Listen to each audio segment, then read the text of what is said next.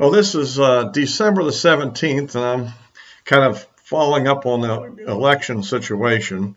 I guess the big event, of course, was on Tuesday, I guess, when Mitch McConnell declared Biden the winner. And of course, that's led to a lot of anger, I think, in conservative areas. Of course, that has no more official impact than anything else. But if you followed my last video, I think you'll see why he kind of did it. It's an interesting issue. So anyway, I want to mention up front here, because I keep forgetting to do it, that if you like these videos, be sure to give me a like on there, and to and if you have a YouTube account, you can click the bell so you'll get notified, and of course subscribe to the channel. Of course, I guess I'm of a mixed mind about what Mitch said there, in the sense that I agree with the reality of what he said, but I don't necessarily like the wording. I think he should have put some wording into the fact that this is a very disputed election, and that there's a lot of serious questions about election irregularities and fraud, and that we need to get to the bottom of those for the future. However, as I point out in my previous video, the problem is that there is not much of an ability to stop the train at this point, given that the Supreme Court apparently is completely bowed out of the contest. The lower courts have pretty much all bowed out of the contest for the most part. And even the most favorable state court, the Wisconsin Supreme Court, still basically agreed that we were right on the merits, but they weren't going to do anything about it, because they said we were a little too late. So you get the feeling that in some ways that the fix is in, which I think it is. And I know Rush Limbaugh the other day went through I think it was on the Wednesday show, went through a scenario that he got out of the Hill, I believe it was, of how something might still be done. Oh, it's unclear what pursuing that would do other than absolutely outraging the public, turning everybody against the current electoral system, and probably it might even potentially put Nancy Pelosi in the White House. So somehow I find that to be not necessarily such a good strategy, even though it is something that I guess in principle might be done. I think the practice of carrying it out is a little dubious. I might go into that a little later as to why I think that might not really work so well in practice, even if it sounds interesting in theory. And the big problem with all attempts of using the law of challenges, you can definitely conceivably get a challenge out there, but the problem with it is, and it's pretty much this, that the House has a majority of Democrats, and it goes to both chambers to vote separately. And when the House votes, and this is not the when the election goes to the House, this is a different law. And effectively, this is just a majority vote scenario. And what would happen is that the House Democrats would almost certainly vote against Trump, even if they knew with absolute certainty that the election was stolen. It isn't going to change how they're going to vote. They have the mechanism to put their guy in power, and they're going to do it. And so, given that situation, and given the fact that the mass media is going to support them that it wasn't stolen, they're going to feel free to do so. And also, so that's why I think at this point Biden will be installed, whether we like it or not. I don't like it, but it's one thing to not like something; it's something else to be unrealistic about it. And I think that what we need to think about now is, given what's happened, how do we proceed in a constructive way to address it? And of course, the most constructive thing going forward is to support the two senators from the Republican Party running in Georgia, because in the political chess game, and it is a game of positions and pieces, it's very important to have those two people in there and them not be Democrats. And the reason is because the most important vote that any senator makes, in terms of their legislative role anyhow, leaving aside this challenge thing we've talked about, is which party should control the body. When you control the body, you have the majority leader. When you control the body, you have more members on every committee than the other side has. You have every chairmanship. That means you control the agenda. You control to a great extent what gets voted on even. And if you can block something in committee, you can usually keep it from ever getting in there at all. And if they get it in there in committee, it's hard to get rid of it on the floor. This is the way it is. And so, like for instance, that, the renaming the basis thing. Once it got in there in committee, it was kind of a done deal. And so that's why I say it's very important that's the most important thing. I think that people's civics is not too good if they keep to think it's the personality of the person or whether they have a little peccadillo or whether they did something a little wrong. No, if you're a Marxist, you should be voting for the Democrats in that thing. If you're for freedom and capitalism in the American way, you should be voting for Perdue and Loeffner. Okay, so and for Georgia and everybody else, I really do recommend making a contribution if you feel up to it. I feel sorry for the amount of emails you're going to get if you do that. I mean, I really wish these people would program their computers a little different. I mean, I know they want us to see the email, and boy, have I seen it.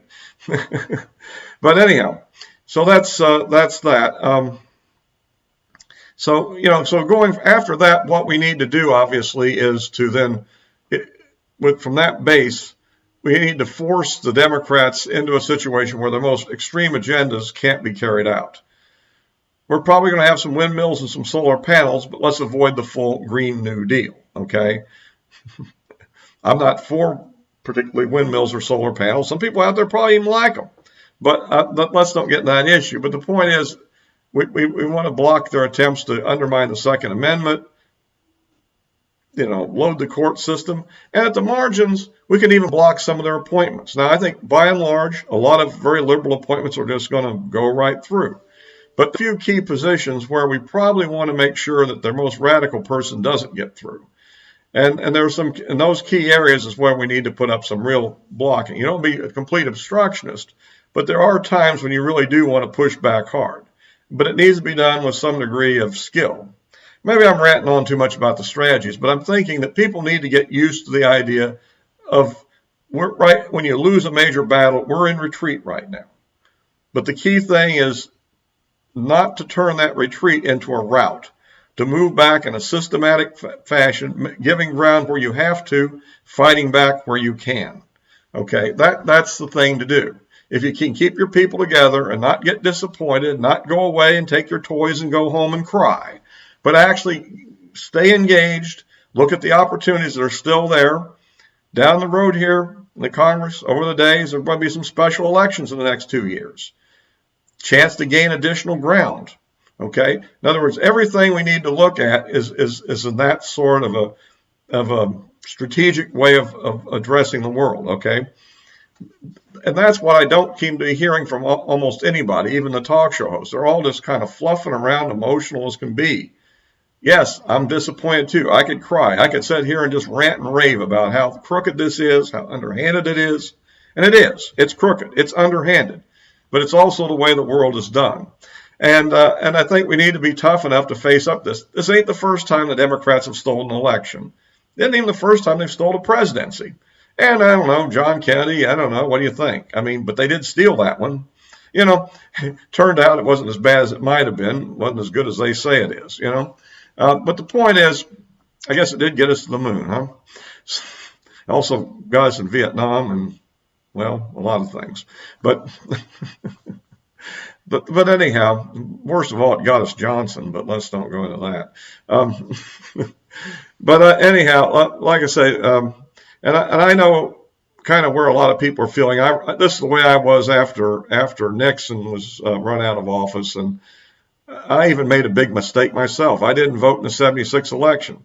Granted, in the last days before it, I wished I'd have gotten an absentee ballot, and I was out of town, and I didn't have transportation back to where I lived, and so I regretted it. At the end, I did regret it, but the reason I didn't get the ballot was I was in that funky mood a lot of you are in right now, and you got to pull through that. I mean, I never made that mistake again in my whole life on anything that was important. So just want to say that.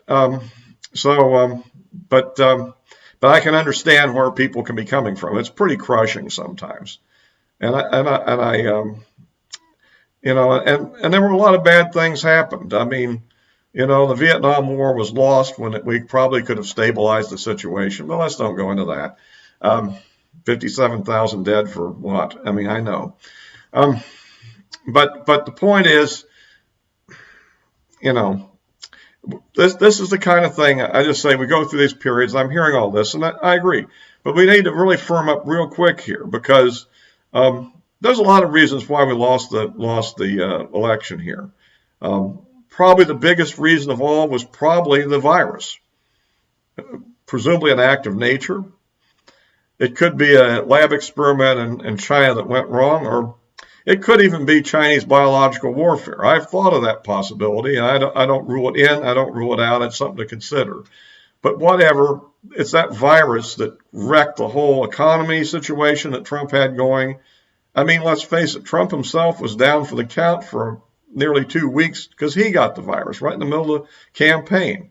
What might have happened different if he hadn't have got the virus and had two more debates after the first one rather than only one? If he'd have had more days to be on the campaign trail, perhaps campaign in Georgia and Arizona a little bit more. Who knows? These are all different situations. But the point I'm making out, then you have to look at everybody's blaming everybody else. But let's face it, Trump himself made some. I think that he can. I mean, he obviously missed some opportunities. He did try to fight back on court cases, and yes, Roberts did rule against him on that thing which gave Pennsylvania to the Democrats. I mean, he did do that before the election, but we did have a case, and well, that happened. We did win, but we did win in Wisconsin on our case there, and it didn't seem to change anything. The insidious level of the Democrat attempt to switch the rules and cheat was so pervasive in the key states that it became something probably too great to deal with, I guess. So,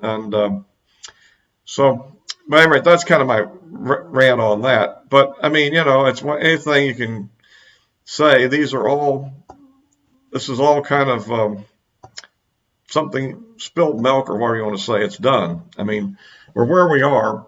There is a possibility there'll be challenges in the Congress to the electors, but I tend to think there'll be more of a protest than an effective measure to actually change things. And that's, the way that thing tends to be.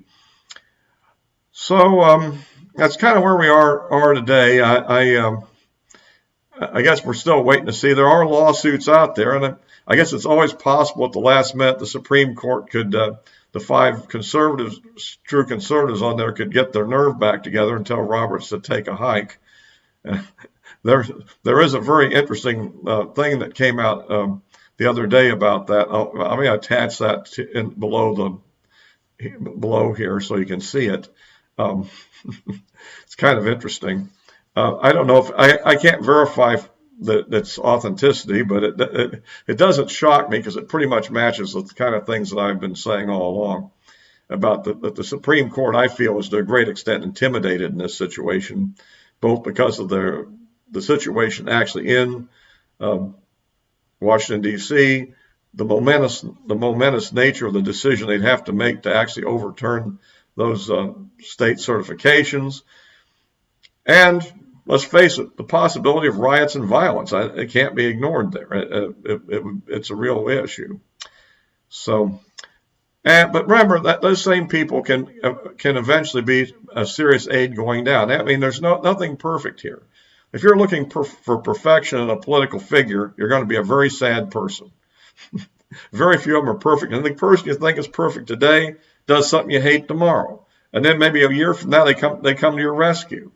I mean, there was a time when I was really annoyed with Rand Paul, and now Rand Paul seems to be our hero almost. So you have we're now thankful we have him, and so it's because he's stepping up here. So it's one of those things, and but that's why I think we need to kind of chill out, be logical, but be determined. Well, anyway, I'm going to close this for today. I appreciate anybody that watches these and gives me a like and forwards them to anybody else. Since I've gotten kicked off of Parler for some reason, my ability to promote this has been greatly reduced. But it seems like putting it on Twitter is almost useless, but I do it anyhow. And so anyway, all for now, and we'll just keep keep our faith up. And remember one thing, the election was actually stolen. We should not concede on that at all.